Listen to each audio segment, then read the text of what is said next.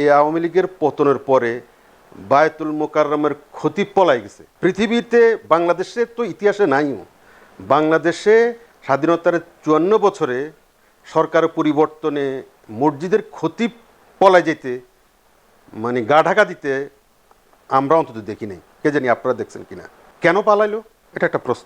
বিভিন্ন প্রতিষ্ঠানের প্রথম সারির লোকগুলো বা ব্যক্তিরা আমরা স্বেচ্ছায় পালাই যাইতে, অথচ তাদেরকে কেউ কিছু বলেও নেই। তারা স্বেচ্ছায় হয় পদত্যাগ করছে, নতুবা পালিয়ে বেড়াচ্ছে, নতুবা গা ঢাকা দিচ্ছে।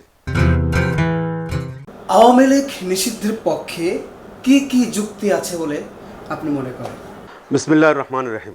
আপনি যে প্রশ্নটা জিজ্ঞেস করছেন, এই প্রশ্নটা শুধু আপনার নয়, বাংলাদেশের অজস্র মানুষের মনে এই প্রশ্নটা, এবং এই প্রশ্নটার পক্ষে অজস্র মানুষের অজস্র যুক্তি আছে। আমি আপনার প্রশ্নের উত্তর দেওয়ার আগে আমি কোরআনের একটা আয়াত এই প্রসঙ্গে প্রাসঙ্গিক হবে বলে মনে করছি।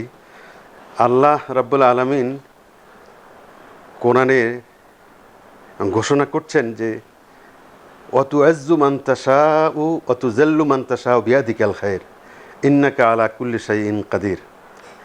আমরা এটা আসলে পড়তাম, তেলাওয়াত করতাম, বা অনেকে বা আমরা এটার অর্থ বুঝতাম বা বোঝার চেষ্টা করতাম, কিন্তু এটার যে একটা বাস্তবায়ন, এটার যে একটা প্রতিফলন, এটা আমরা খুব একটা দেখছি বলে আমাদের কাছে মনে হতো না।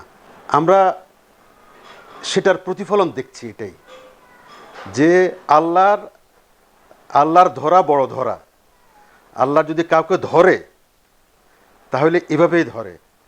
কারণ আওয়ামী লীগের মতো এমন একটা দল, যে দল গত 15 বছর যাবৎ, 1.5 যুগ যাবৎ বাংলাদেশে যে দুর্দণ্ড প্রতাপে এবং অপ্রতিরোধ্য গতিতে এবং কাউকে পরোয়া না করে, কখনো কখনো সে মনে হতো আওয়ামী লীগকে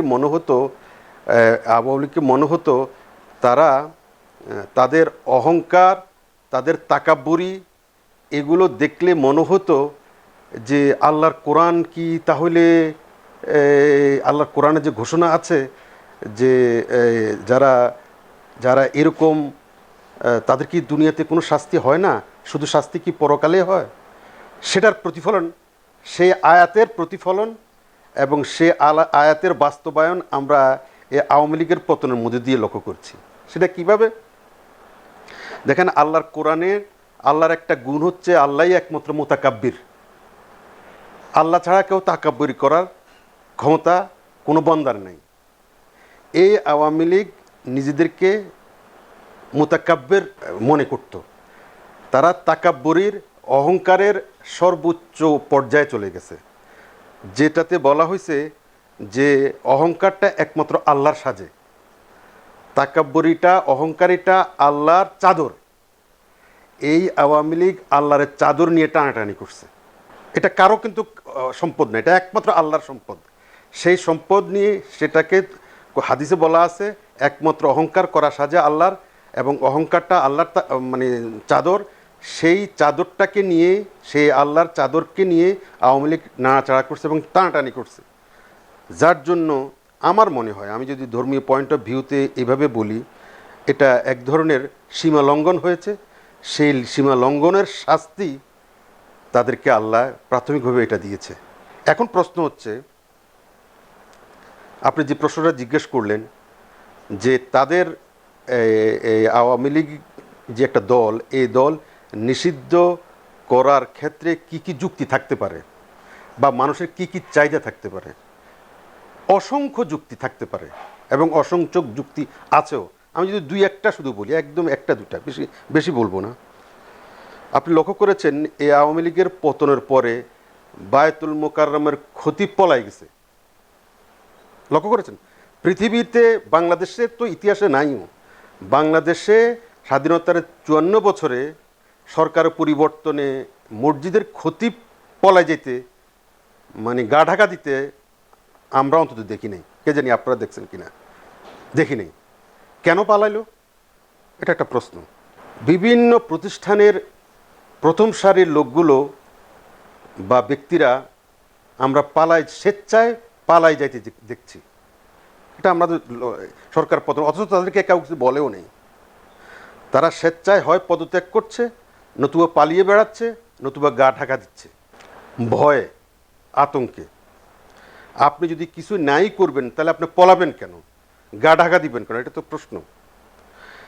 তো যে প্রশ্নটা আপনি বলছেন যে আওয়ামী লীগ এরকম তার দলটাকে যেমন ফ্যাসিস্ট দলে পরিণত করেছে এবং একটা অহংকারী অ্যারোগ্যান্ট দলে পরিণত করেছে এই দলটা, ঠিক তেমনি অসংখ্য অ্যারোগ্যান্ট, অসংখ্য মোতাকাব্বির, মানে অসংখ্য শয়তান তারা তৈরি করেছে, অসংখ্য তাগুত তারা তৈরি করেছে, অসংখ্য বড় শয়তান তারা তৈরি করেছে। তো এই তাদের নিষিদ্ধ হওয়ার পেছনে যদি আপনি মনে করেন বাংলাদেশের শতকরা 90% মুসলমানের দেশ, সেই মুসলমানের দেশে আপনি এরকম অসংখ্য তাকাব্বুরি করতে পারেন না, আপনি এরকম অহংকার করতে পারেন না। তো একটা তো ধর্মীয় পয়েন্ট অফ ভিউতে আমি কথাটা বললাম, এটার আরও ভালো ব্যাখ্যা দিতে পারবে আমাদের আলেম সমাজ। কেন দল হিসাবে আওয়ামী লীগ এই দেশে নিষিদ্ধ হওয়া উচিত? প্রথম কথা হচ্ছে যে ইসলামের এরা এমন ক্ষতি করেছে, এরা তাগুতি শক্তি এবং শয়তানি শক্তিটাকে প্রায়োরিটি দিয়েছে। এই মুসলমানের দেশে, তৌহিদি জনতার দেশে তারা এই তাগুতি শক্তি এবং শয়তানি শক্তিটাকে তারা অগ্রাধিকার দিয়েছে এবং তাদেরকে প্ররোচিত করেছে এবং তাদেরকে সুবিধা বেশি দিয়েছে। এটার জন্য তার একটা শাস্তি হওয়া উচিত। 1 জানুয়ারি 2024 চেঞ্জ টিভি পা রেখেছে সুরভিত 6 বছরে।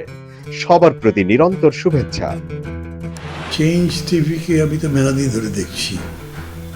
চেঞ্জ টিভি যতদূর সম্ভব বস্তুনিষ্ঠতার সাথে কাজ করছে এবং এই জন্য চেঞ্জ টিভির ভিউ আরও অনেক বেড়েছে, অনেক।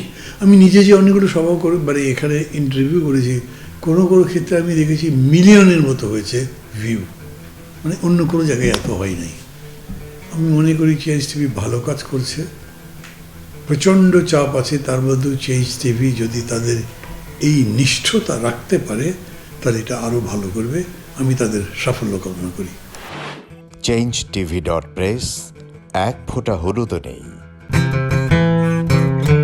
1 জানুয়ারি 2024 চেঞ্জ টিভি পা রেখেছে সুরভিত 6 বছরে। সবার প্রতি নিরন্তর শুভেচ্ছা। চেঞ্জ টিভি নতুন মিডিয়ার অংশ, অর্থাৎ অনলাইন ভিত্তিক যে ধরনের মিডিয়া তৈরি হচ্ছে সেই মিডিয়ার অংশ। আশা করি চেঞ্জ টিভি তাদেরকে আরও একটা গ্রহণযোগ্য এবং মানুষের ভরসা রাখে এরকম একটি গণমাধ্যম হিসেবে তৈরি করতে পারবে।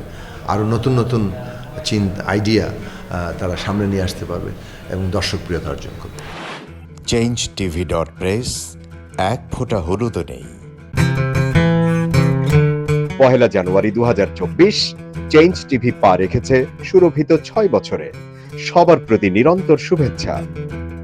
আগামী 1 জানুয়ারি জনপ্রিয় যে online television, online media change টিভির 5 বছর পূর্তি হবে। চেঞ্জ টিভির সাথে আমার অনেক দীর্ঘ এবং পুরনো সম্পর্ক, প্রায় বলতে পারেন ঘরের সম্পর্ক। আমি এই 5 বছর পূর্তি উপলক্ষে আমি চেঞ্জ টিভিকে আমার ব্যক্তিগত পক্ষ থেকে, বিপ্লবী ওয়ার্কার্স পার্টির পক্ষ থেকে আমি আন্তরিক শুভেচ্ছা এবং আমি অভিনন্দন জানাই। আর আমাদের এখানে গণমাধ্যমকে বলা হয় ফোর্থ স্টেট। একসময় ধরুন বিচার ব্যবস্থার প্রতি মানুষের একটা শেষ ভরসার জায়গা ছিল। সেই বিচার ব্যবস্থা যখন এখন বিরোধী দলের দমনের একটা প্রতিষ্ঠানে পর্যবসিত হয়েছে, এখন জনগণের পক্ষে, বিরোধী দলের জন্য, জনগণের শোষিত নিপীড়িত অংশের জন্য গণমাধ্যমই হচ্ছে এখনো পর্যন্ত শেষ ভরসা। আমাদের এখানে ঐতিহাসিকভাবে গণমাধ্যম বরাবরই জনগণের গণতান্ত্রিক আকাঙ্ক্ষার পক্ষে ছিল, তার প্রত্যাশা আকুতিকে সে ধারণ করেছে। আমি বিশ্বাস করি চেঞ্জ টিভি তার এই ৫ম বছরে নতুন করে আবার গণমানুষের পক্ষে তার অঙ্গীকার ব্যক্ত করবে। গণমানুষের পরিবর্তনের যে আকাঙ্ক্ষা, অধিকার মুক্তির যে আকাঙ্ক্ষা, চেঞ্জ টিভি গণমানুষের এই আকাঙ্ক্ষাকে ধারণ করবে, সামনে এগিয়ে নেবে। আমি এই উপলক্ষে ৫ম বছরের পূর্তি উপলক্ষে আমি আরেকবার আমার পক্ষ থেকে, পার্টির পক্ষ থেকে শুভেচ্ছা, অভিনন্দন এবং ভালোবাসা জানাই। আশা করি আগামী দিনগুলোতেও আপনারা আরও সক্রিয়, আরও বলিষ্ঠভাবে আপনারা আপনাদের পেশাদারিত্ব নিয়ে আপনারা ইতিমধ্যে যে ভালোবাসা অর্জন করেছেন সেটাকে সম্বল করে আপনারা সামনে এগিয়ে যাবেন। আমি চেঞ্জ টিভির জন্য আমার অপার ভালোবাসা। চেঞ্জ টিভি.প্রেস, এক ফোঁটা হলুদও নেই।